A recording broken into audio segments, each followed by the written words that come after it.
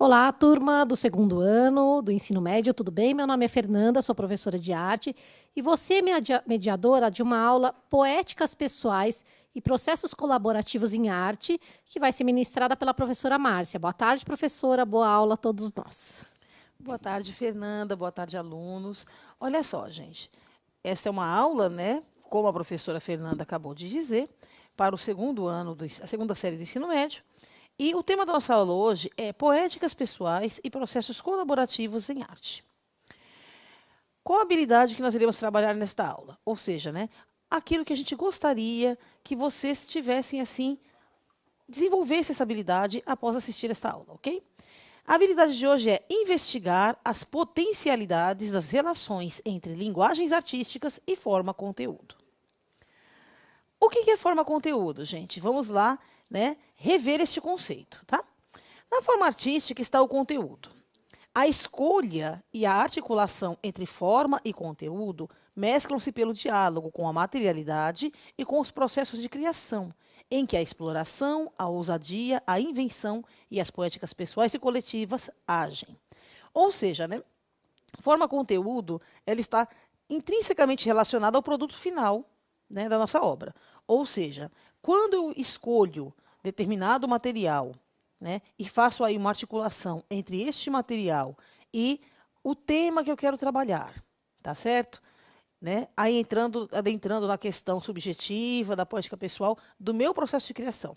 Então, primeiro eu idealizo aquilo que eu gostaria de realizar, seja uma pintura, uma escultura, e depois eu vou escolher, então, que conteúdos, ou seja, a forma. Primeira forma. Qual é a forma que eu quero? É uma escultura, é uma pintura? Essa é a forma.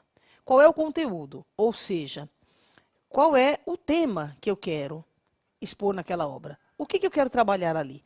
O que eu quero que as pessoas sintam ou percebam quando elas observarem a minha obra? Certo? E aí, claro, intrinsecamente é relacionado à questão da materialidade. Qual é o melhor material para realizar aquela forma e aquele conteúdo? Qual o melhor material aí para realizar esta obra, tá? Então, vamos pensando aí nesses conceitos. Olha só. Então, quais são as linguagens artísticas que nós temos? Nós temos as artes visuais, ou seja, tudo que está relacionado, né, à parte visual, ou seja, o desenho, a pintura, a escultura, o cinema, né, são artes visuais, tá certo? O teatro, a arte de interpretar, né, onde ali o ator se traveste com outros papéis para expor as ideias que um autor colocou em um texto. Dança, né? É uma outra linguagem artística, onde nós trabalhamos toda a questão da expressão corporal, né? E nós usamos o nosso corpo através da dança para contar o enredo, contar uma história através da dança. A música, né? Que é uma linguagem totalmente própria, né? Com características muito específicas, né? Todo um sistema de notação, enfim. As linguagens híbridas, que são aquelas que pegam emprestado elementos de outras áreas, tá? Por exemplo, o teatro, por exemplo, ele pega, apesar de ele ser considerado uma linguagem artística específica, ele pega emprestado aí, de repente, elementos da dança, no caso de um musical. Né? A gente pega elementos da dança, elementos da música e coloca isso junto com a arte de interpretar. Tá certo? E aí nós temos, né, um hibridismo aí dentro do teatro. Tá? Só para vocês terem uma ideia aí do que seria uma arte híbrida. Convergentes, né? São linguagens que, em algum ponto, elas se fundem. Elas acabam, né, emprestando características uma à outra e acabam se fundindo e transformando-se em uma só, ou seja, criando uma nova linguagem a partir de outras linguagens que já existam. Vamos lá. Dentro das artes visuais, nós temos aí alguns exemplos, né, como vocês podem ver aí, né, no nosso slide, tá? Assemblagem, body art, cerâmica, colagem, desenho, escultura, fotografia, gravura. Aí a gente entra na xilogravura, gravura em metal, serigrafia, o happening, os HQs, as instalações, land art, livro de artista ou livro objeto, objeto, performance, pintura, que pode ser mural, óleo, têmpera, acrílico, aquarela, enfim. Uma infinidade, né, de formas de pintura. Ready-made, site specific, tapeçaria, video art, web art. Então, aí nós temos alguns exemplos de artes visuais. Né? que nós caracterizaríamos como artes visuais, ok? Dentro do teatro, nós temos aí várias também linguagens aí, né? Várias formas de trabalhar o teatro. Nas artes circenses, a comédia dell'arte, que é um estilo bem específico de comédia italiana, que a gente vai ver mais para frente com maior propriedade. Escultura viva, folia de reis, o happening, a improvisação teatral, a intervenção cênica, mamulengo, performance, teatro pós-dramático, teatro contemporâneo, teatro de animação, teatro de grupo, de marionetes, teatro de rua, teatro de sombras, teatro moderno, teatro no. Então, são algumas, né, das linguagens aí utilizadas no teatro, tá? Dança. Dentro da dança também nós temos aí estilos de dança específicos. Capoeira, dança clássica, dança contemporânea, dança moderna, dança popular, danças de salão, danças regionais, escolas de samba, forró, frevo, breakdance, jongo, tambor de crioula e uma infinidade de outros estilos de dança. Dentro da música também temos vários estilos aí, né? Gêneros e subgêneros. Canto, canto coral, conjunto de câmara, improvisação musical, jazz, MPB, música eletrônica, música erudita, música instrumental, música pop, orquestra sinfônica, rap, repente, rock, samba, tecnomúsica, enfim, né? Citando aí alguns exemplos, tá? E como linguagens híbridas, nós temos aí, né, citamos aí o happening e a performance, onde nós misturamos aí, né, o teatro, as técnicas de improvisação do teatro, com as artes visuais, com a música, tá? E nós temos aí também as linguagens, aí, né, no caso, os estilos de arte convergentes. A arquitetura, por exemplo, né, que ela pega emprestado aí das artes visuais, do desenho, da matemática e de outras áreas. A cenografia, o designer, o figurino, a iluminação, jingle, a moda, música para jogos eletrônicos, a ourivesaria, publicidade, sons para celular, trilhas sonoras, videoclipes, né? Então, são todas linguagens aí convergentes. Lembra que eu expliquei? São aquelas linguagens onde nós temos, né? É uma linguagem que ela pega, né, elementos comuns a várias outras linguagens, né? E juntando essas linguagens, todos esses elementos todos, nós temos aí a formação de uma nova linguagem, de uma nova forma de expressão artística. Certo? Hoje, na nossa aula, nós temos como objetos de conhecimento, tá? Que objetos são esses? São os conteúdos, os conceitos e os processos de criação que nós iremos trabalhar na aula de hoje. Então, hoje nós iremos trabalhar com a poética pessoal e os processos colaborativos em arte, a potencialidade e a singularidade poética nas linguagens artísticas e a operação poética de levantamento de hipóteses, escolha e testes de elementos da gramática das linguagens artísticas. Então, vamos lá, gente. Vamos conhecer um pouquinho dos conceitos aí, né? Que nós iremos trabalhar nesta aula. O que é poética pessoal?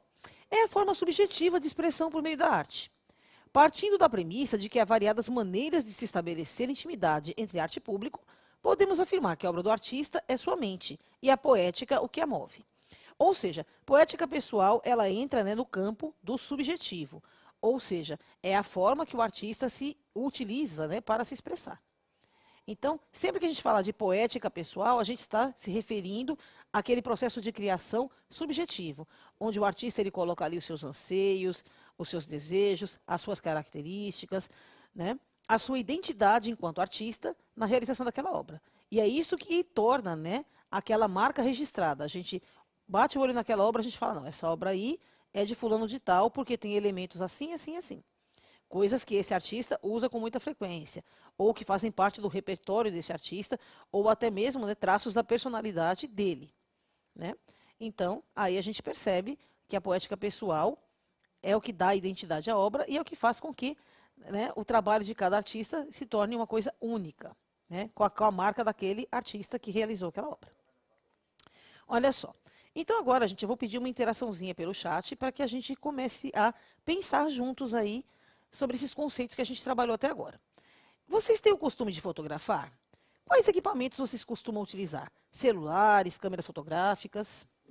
O que vocês fotografam? Pessoas, animais, paisagens, objetos? Vocês têm o hábito de imprimir fotos? Possuem fotos impressas em casa? Né? Agora, né, com a questão, né, professora Fernanda, a questão aí das câmeras digitais, né? Hoje em dia, muito poucas pessoas têm por hábito manter aí fotografias antigas, fotografias impressas em casa.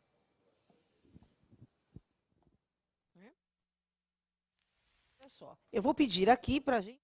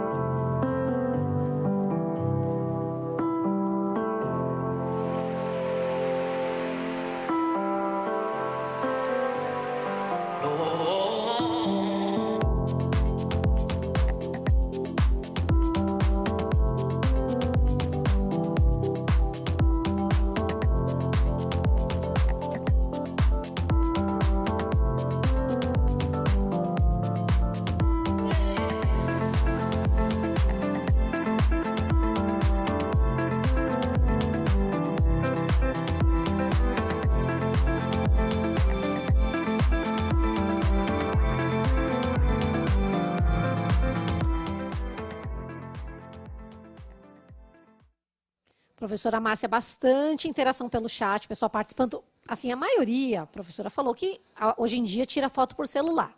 Tem a Mariana Mendes, talvez, celular. Pessoas, animais, e ela tem na casa dela fotos impressas quando ainda era pequena. Vamos lá. O Vitor, paisagem, tira foto com celular. Valdirene, Valdilene foi a única que falou câmera, uma das poucas que falou câmera fotográfica. Emily, paisagem, animais e pessoas. Gilberto, ele tira foto com o celular do gato dele. Eu também, Gilberto, tiro um monte de foto dos meus bichinhos. A Lari, ela falou que tem na casa dela um mural com fotos da família. Então, acredito que sejam fotos impressas, né, professora? Sim, certamente, né? Olha só, gente, muito obrigada pelas participações, né? Dá para ver que vocês têm aí já uma certa intimidade com a arte da fotografia. Bem, vamos analisar um pouquinho aqui as respostas, tá? Olha só, o Vitor, né, citou que tira fotos de paisagens e gosta de fotografar paisagens através do celular. É uma prática bem interessante, né? E a grande maioria aqui, né, citou paisagens, animais, pessoas, né? E sempre com fotos de celular. As únicas que eu achei assim um pouco diferentes aqui foi justamente a Valdilene e a Lari, né? Falando aqui do mural, né, Lari? Esses murais, não sei se você chegou a ter na sua casa, professora. Na década de 80, né, 70, 80, era muito comum nós termos aqueles murais de cortiça, né, na parede, com fotos ali, né, de viagens, membros da família, amigos, né? Eu mesma tinha um mural enorme na sala da minha casa. Não sei se você chegou a ter também, professora. Eu tinha, mas era de metal para colocar com imã. Não sei se existe ainda isso. Não, ainda existe, acho que ainda deve existir. O meu ainda era aqueles mais rudimentares, que a gente usava aqueles percevejinhos, né, de papel, colava naquela parede lá de cortiça, enfim. Olha só, a Valdilene citou a câmera fotográfica. Então, deixa eu falar só um pouquinho, né, sobre essa linguagem da fotografia. Claro que mais para frente, nas próximas aulas, a gente vai aprofundar mais esse tema. Por que que agora, né, a gente observou nos últimos anos, né, professora, que sumiu um pouquinho esse hábito da fotografia impressa, tá? A câmera digital, ela ajudou e muito nesse processo de fotografar, esse hobby, né? Antigamente, gente, era um hobby bem caro. Eu lembro, né, que lá na minha época, lá, né, já jovenzinha lá na década de 80, 90, era muito raro a gente conseguir, porque assim, o filme fotográfico ele era caro. Então, de acordo com a asa do filme, ou seja, né, de acordo com a qualidade da fotografia, né, você tinha um valor diferenciado. Então, aquele ASA 100, que era aquele, né, que a foto saía meio tremidinha, meio borradinha, precisava sempre de flash, aqueles eram filmes mais simples e, portanto, mais baratos, né? Agora, se a gente quisesse um filme ASA 400, que fotografava até, pegava até nuances de movimento, aí você tinha que pagar um pouquinho mais caro pelo filme. E o pior não era somente pagar pelo filme, né, professora? Era a revelação. As revelações costumavam ser bem caras. Então, bem no comecinho, né, a gente tinha máquinas, câmeras fotográficas, que elas tiravam fotos, a qualidade da imagem não saía muito boa. Eu mesma tenho fotos de quando eu era criança, fotos aí com mais de 40 anos aí, né? Que essas fotos, elas têm ainda aquela coloração meio sépia, porque não tinha ainda uma fidelidade da cor. Né? Isso somente com os filmes mais recentes, né? Começou-se a ter essa nitidez maior nas imagens. Tá?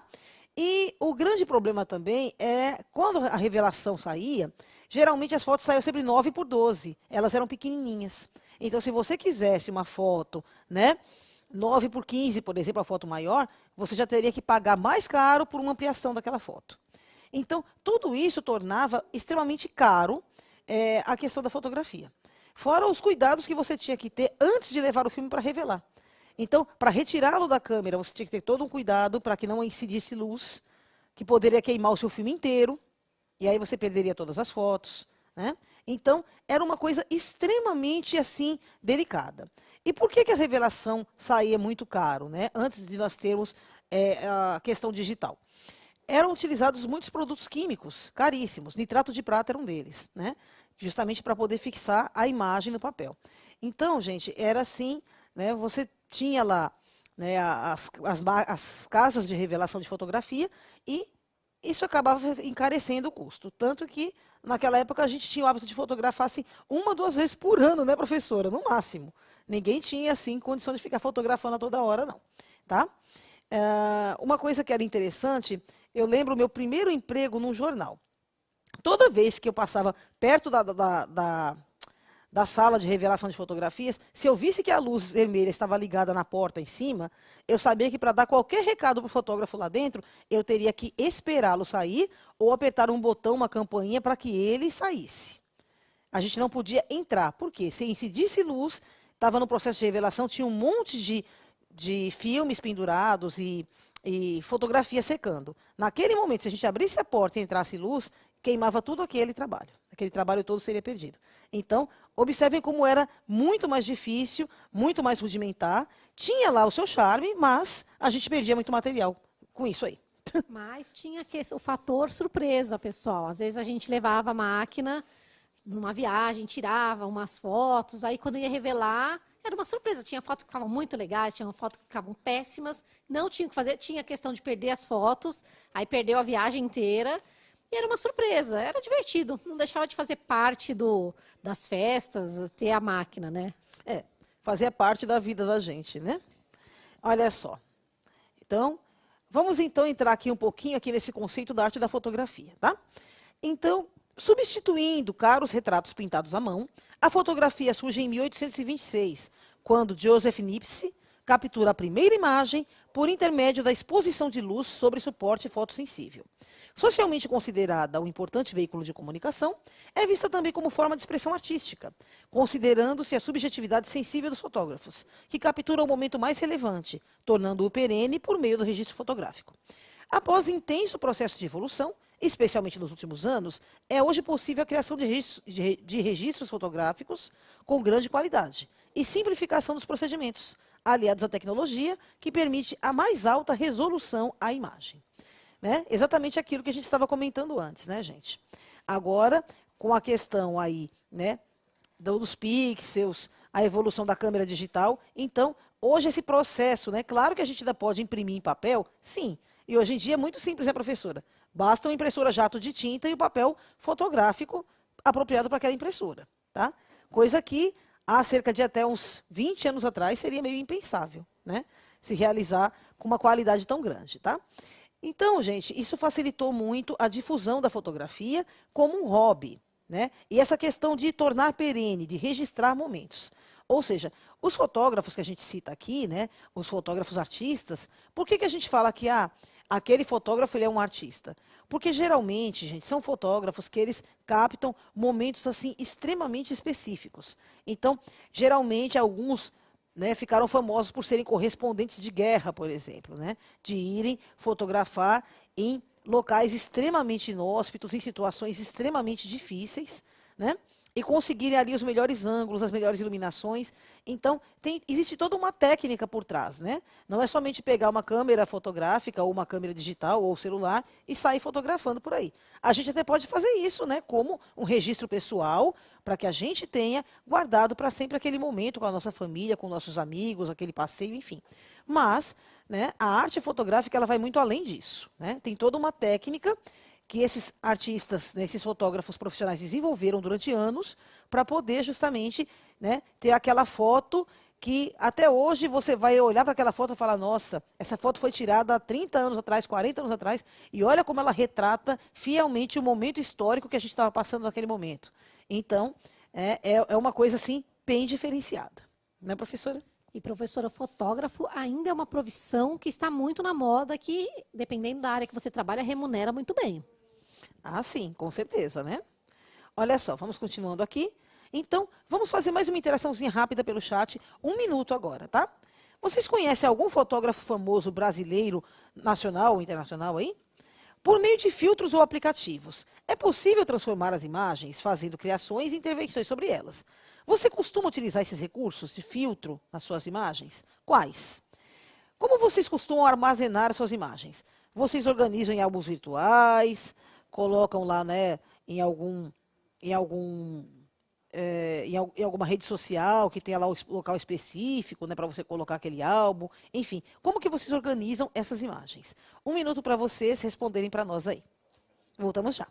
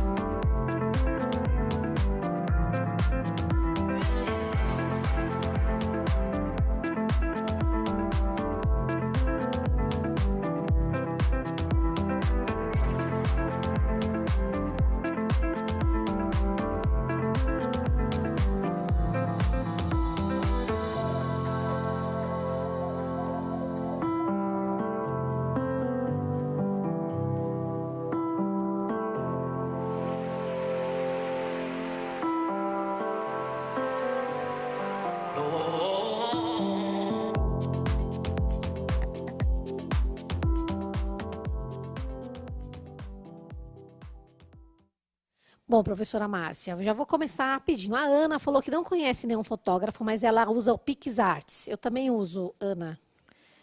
Muitos falaram Sebastião Salgado, muita gente conhece, é um fotógrafo bem conhecido. Muita gente usa bastante filtro. Google Fotos, acho que é uma professora. Não, desculpa, não estou conseguindo entender, professora, o seu link aqui. Vamos lá. Sebastião Salgado, a Luzinete foi uma das primeiras que falou. Cristiano Mascaro, Carol Lins. O Marcos falou que usa Photoshop. E para armazenar, notebook, cartão de memória. Tem alguns sites, né, que a gente também pode, como Flick. Enfim, professora. Ótimo. Então, gente, muito bem, né? Parabéns aí pelas suas interações, tá?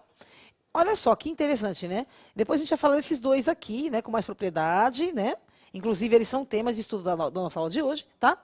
Olha só, o Marcos, né, utiliza o Photoshop, né, para dar aquela filtradinha, né, corrigir aquela imperfeição. Isso é muito legal, viu? Muita gente usa Photoshop e é importante, né? Alguns alunos aí, né, citaram que usam Flickr, usam os álbuns do Facebook, né, para armazenar as fotos, além, claro, do próprio notebook, né, a memória do seu próprio computador, a memória RAM, e o cartão de memória, né, os cartões de memória, ok. Tá? Alguns, né, também ainda utilizam, né, no próprio celular, né, colocam o cartão de memória no celular para poder captar aí, né, armazenar essa imagem de alguma forma, tá? Olha só, gente, agora a gente vai falar desses dois aqui, né? A Carol Lins, gente, né, é uma fotógrafa, né, acredito eu, né, uma fotógrafa mais jovem, né, dos tempos atuais, tá? E é muito interessante, né, a gente ver o trabalho, né, a gente lembrar dos fotógrafos, né? Porque geralmente quando a gente vê aquela imagem na revista, no jornal, no outdoor, a gente não para pensar quem será que produziu aquela imagem, né, que está ali, propagandeando ou vendendo aquele produto, aquela ideia. Tá? Então, é de suma importância que a gente comece a reconhecer o trabalho desses profissionais, certo? Vamos continuar aqui. Então, vamos lá. O Cristiano Mascaro, né, como a gente já tinha citado, né, muita gente conhece ele, tá? Ele é o primeiro artista que a gente vai falar hoje, tá? Então, o Cristiano Mascaro, gente, ele está na lista dos mais importantes fotógrafos brasileiros. A formação dele, ele é arquiteto de formação, tá? Então, isso influenciou muito o olhar dele e os cliques da sua câmera, perceptível em sua poética singular. Ou seja, né, ele tem uma forma única de retratar a questão dos ângulos, né? A questão dos ângulos das fotos do Cristiano Mascaro são, assim, uma coisa impressionante. Tá? Então, no início da carreira, gente, ele trabalhou como repórter fotográfico para uma das revistas mais importantes do país, né? E depois, posteriormente, ele se dedicou apenas à sua arte, por meio da adoção de temáticas que documentam os espaços urbanos brasileiros, em especial a arquitetura da cidade de São Paulo. Então, Cristiano Mascaro, arquiteto apaixonado aí pelo seu trabalho, acabou descobrindo na arte da fotografia mais uma forma de divulgar aí o estilo arquitetônico, né? Os ângulos, né? As linhas gerais tão belas aí e tão diferentes da nossa cidade, né? Com tantas influências diferentes, né? Sempre essa questão do tradicional e do novo ali convergindo ali, convivendo em harmonia, tá? No mesmo espaço. Então, às vezes, você vê no mesmo plano, na mesma foto, você vê um prédio antigo e ao lado um prédio arrojado de linhas modernas. Vamos lá. Sebastião Salgado. Esse também é um dos grandes, né? Um dos grandes fotógrafos brasileiros, por quê? Às vezes ele utiliza a forma chocante, né? Ele justamente, a obra do Sebastião Salgado, ela tem uma poética muito mais próxima da crítica social, tá? Então ele mostra as diferenças sociais, os problemas econômicos, problemas de saúde, educação, segurança pública e o saneamento básico das comunidades mais carentes, conduzindo a reflexão por meio das suas imagens, né, a crueza ali das imagens da pobreza, da dor, da fome. Então, através das suas lentes, né, ele explora temas clássicos da economia, como a desigualdade social e a globalização. Sua intenção é gerar debate ao redor dessas questões, expondo-as da forma mais clara possível em suas imagens. Então, foi como a gente falou, o Sebastião Salgado ele ficou famoso justamente por mostrar tudo aquilo, né, que as pessoas gostam de não ver muito, né? Toda aquela sujeira, aquela coisa que a gente gosta de botar embaixo do tapete, ele coloca com uma crueza e uma visceralidade muito grandes, justamente para levar reflexão. Olha, será que esta pessoa, se ela tivesse uma oportunidade, ela estaria desse jeito? Então, algumas questões aí surgem quando a gente observa aquelas imagens, né, geralmente de pessoas em ambientes bem degradados, né, que são aí o mote principal aí das obras do Sebastião Salgado. Certo? Olha só. E nós temos aí o Vicky Muniz, né, que o Vicky Muniz, ele é excelente porque ele trabalha justamente ele trabalha com hibridismo dentro da fotografia. Vamos ver um pouquinho sobre o Vicky Muniz, tá? O Vicky Muniz, gente, ele faz parte da chamada geração 80 da arte, tá? Que a gente vai falar dela um pouquinho mais para frente também. Então, explorando o hibridismo entre a fotografia e outras linguagens visuais, o artista cria ilusões fotográficas. O inusitado das obras de Vicky Muniz surge na materialidade, com a adoção de sucata, lixo e alimentos líquidos e sólidos, como chocolate e macarrão. Apresentando diferentes técnicas na composição de suas obras de percepção e representação de imagens, o artista parte do paradoxo entre perene e efêmero, em que, após a finalização da obra, desenhos realizados com alimentos e materiais perecíveis, o que a torna efêmera, o artista faz o registro fotográfico antes que esta se deteriore, tornando-a perene. Desta forma, a fotografia da obra torna-se seu produto final. Todos vocês já devem ter visto ou ouvido falar da Medusa Carbonara, onde ele faz uma reprodução, de um excerto de um quadro da Medusa, feito em macarrão à carbonara. Ele faz o prato, organiza ali os fios de macarrão de maneira a que forme a imagem e, no momento posterior, ele fotografa esse prato. Ou seja, é uma obra perene, ou seja, aquele macarrão ali vai ser comido, vai se deteriorar, e para evitar esse processo de desgaste natural da obra ali, então ele a torna perene através do registro fotográfico feito sobre ela.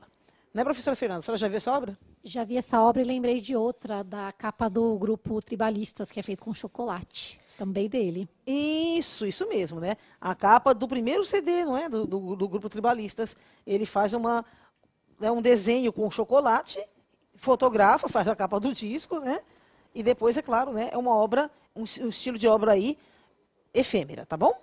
Olha só, tornada perene através do registro. Olha só. Então, agora vamos fazer mais uma interaçãozinha de mais um minutinho, tá? Quais vocês acharam as diferenças principais aí e as semelhanças entre o trabalho fotográfico desses três artistas? Que procedimentos esses artistas utilizaram na ação deles de fotografar? É possível perceber as poéticas pessoais de cada um, as singularidades deles e as conexões como produtores de arte? Um minutinho para vocês responderem para nós aí no chat.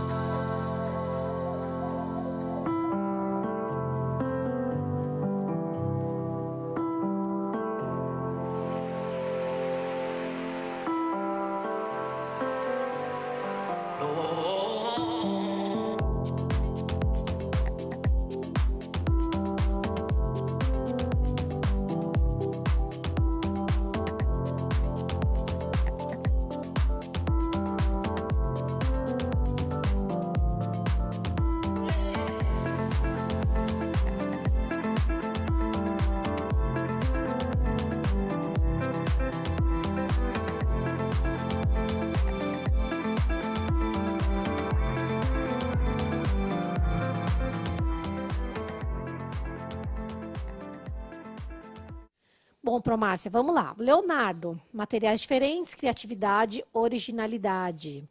Larissa, retratam suas diferentes formas de ver o mundo, momentos históricos. Adriele, materiais diferentes, mas todos fotografam algo.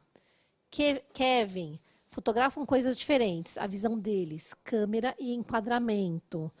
E aí, mais gente aqui que falou também. Cada um carrega a sua linguagem pessoal, que é fato, né? O Matheus falou sobre a naturalidade, poéticas, e acho que é por aí, professora. Olha só, gente, parabéns a todos, pelas interações, tá? Muito importante, tá? A maneira como vocês colocaram. É isso mesmo. Olha só. A Rosana citou que cada um carrega a sua linguagem pessoal. É isso mesmo, né? A gente vê a poética pessoal de cada um, aquela identidade que eu falei, né? Aquela marca registrada de cada um, bem presente aí em cada obra. A professora Margarida também citou aí a questão do cotidiano. O Matheus recebeu bem a questão dos sentimentos, né? O Cipriano fala que eles colocam visões de mundo diferentes. O Matheus apresenta, né, que eles trabalham com muita naturalidade, né? Pegando aí temas do cotidiano, enfim. E a Proelenice fala sobre a poética, né, que está evidente, né, em cada um. Né? Realmente, quando a gente observa a obra de cada um, a gente já bate o olho e já sabe. Não, isso aqui é Viggo Muniz, isso aqui é Cristiano Mascaro, isso aqui é Sebastião Salgado. Né? São estilos aí bem diferentes, linguagens, né, diferentes que eles utilizam, e, claro, a questão aí subjetiva que a gente falou lá no comecinho da aula. Então, gente, temos aí um desafio para vocês realizarem. Lembrando, gente, que todas as nossas aulas são recorte do caderno do aluno e do professor, e que seria interessante que vocês tentassem fazer esses desafios que a gente propõe aqui, mesmo porque, quando dá o retorno às aulas presenciais, vocês podem estar apresentando este material para os professores de vocês e ele pode servir aí como mais um método aí de avaliação, ok? Olha só, ensaios fotográficos e experimentações poéticas. Façam registros fotográficos na confecção de um álbum de recordação. Pode ser impresso ou pode ser digital, com foco na sua poética pessoal, utilizando uma das alternativas apresentadas abaixo.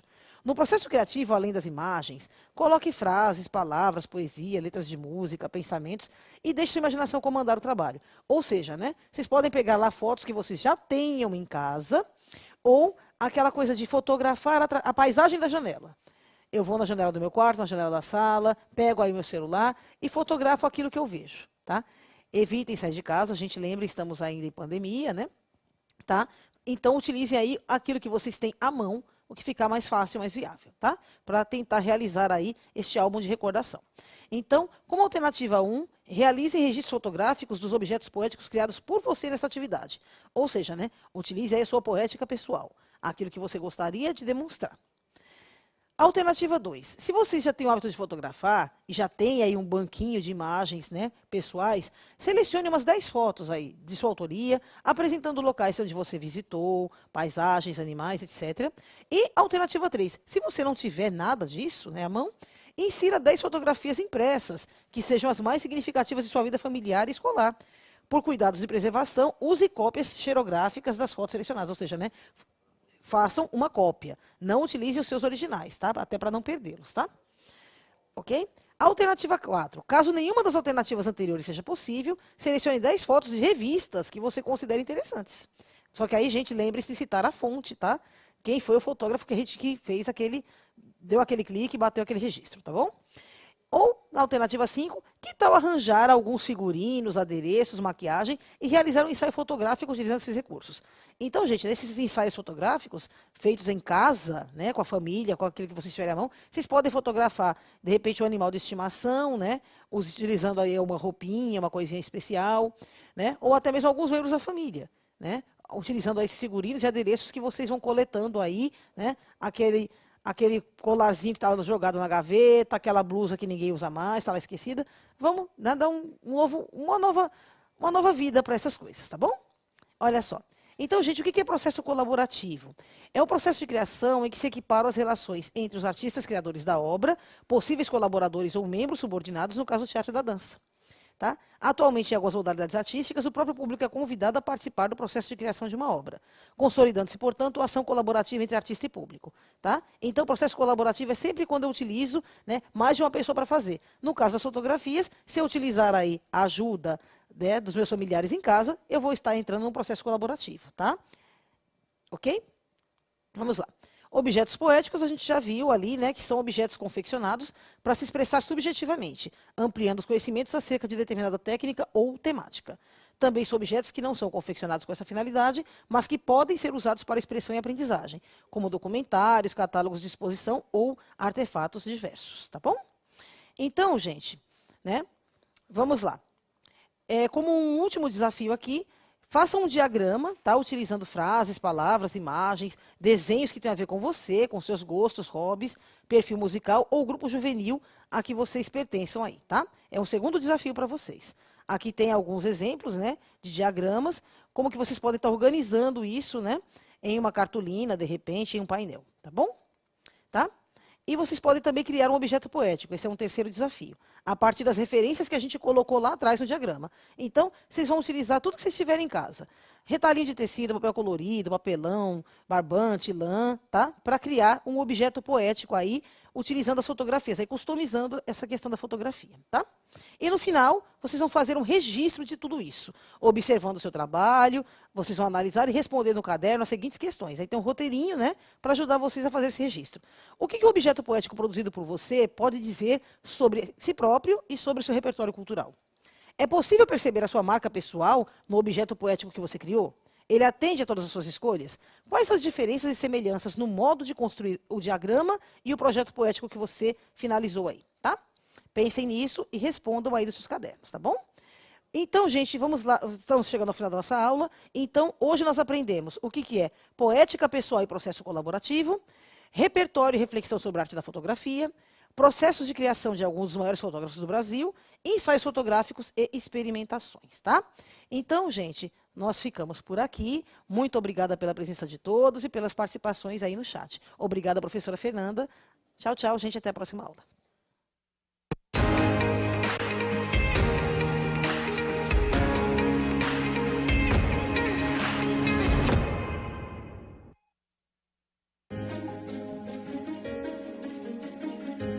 A escola pode estar distante, mas as aulas não. Por isso, o governo de São Paulo criou um aplicativo online de aulas com chats para todos os estudantes da rede pública de ensino durante a quarentena. O acesso à internet é gratuito e você ainda pode assistir às aulas ao vivo nos canais digitais da TV Cultura. Baixe o aplicativo e estude.